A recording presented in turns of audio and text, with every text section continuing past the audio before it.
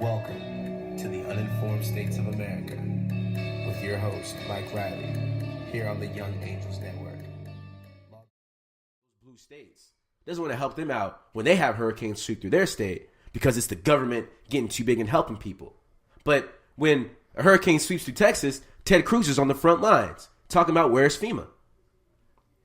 You know, this, honestly, it just reminds me of, there's this really famous poem about World War II, and I cannot for the life of me say the guy's last name, but it's Martin Niemöller or something. It's German or Belgian or something like that.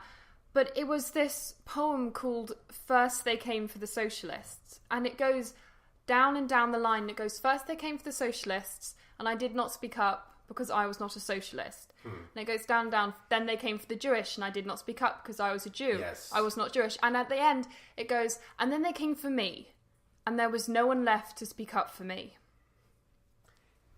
Yes, I do remember that poem, and it's perfectly relevant. Perfectly relevant, because that's pretty much what we're witnessing. You know, it's like, it's not affecting me, so I didn't speak up because, you know, I'm not one of them. Solve the problem that exists for, you know, millions of Americans, but we can still maintain this ability for you to keep the level of care that you want, and I think that reconciliation is something that has to happen. Yeah, sorry, hi. I think what you're suggesting is absolutely fantastic, because not only does it breach this ever-widening gap between parties, but it also creates a much more long-term solution, because we seem to have healthcare plans strictly divided by partisan. Right. And that means that once if a Republican president comes into power, he will repeal a Democratic healthcare law and vice versa. So they're constantly going to get flipped left, right, and centre every 4 to 8 years. But by having a more neutral stance in a healthcare plan, it's a completely long-term and thus sustainable and steady healthcare plan, which is what we're Exactly. It sounds to see. Every single person in my class truly believed what it meant to be an American. right. And there wasn't a single essay in that class that was similar. Every single person had such a different view on what it meant to be an American. And it just realised to me, I couldn't believe, and after they said all of these things, I went up to them, I did genuinely say, what's your history? You know, where are you from in Europe or Africa or Asia, or all these different histories that they had. And I think, particularly in America, you get these subcultures that are so proud of being part American and part something else.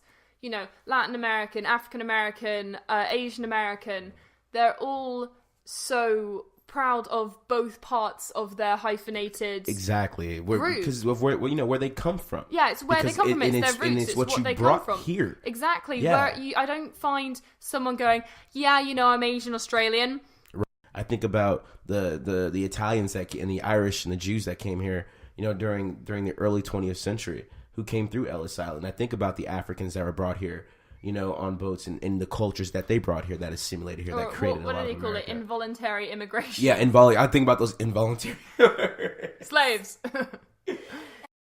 Exactly. Or they just maybe choose it should to not be, remember it. Maybe it should be the same way.